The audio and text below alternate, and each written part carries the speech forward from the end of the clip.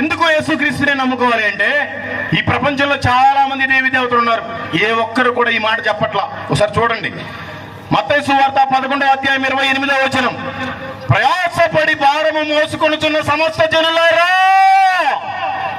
నా యొద్దకు రండి, నేను మీకు విశ్రాంతి కలుగజేతును. ఈ ప్రపంచంలో ఏ దేవుడు ఈ మాట చెప్పలేదండి, ఓన్లీ యేసుక్రీస్తు ఒక్కడే చెప్తున్నాడు.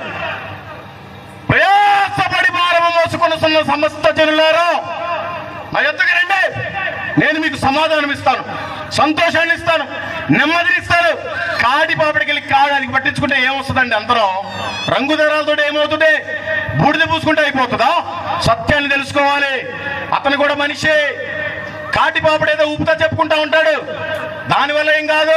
వాళ్ళ మాటలు నమ్ముతారా? వాళ్ళకే తిండి లేక ఊరూరు అడుక్కుంటున్నారు. వాడు చెప్పే మాటల్ని నువ్వు జీవితంలో ఆధారంగా తీసుకుంటావు.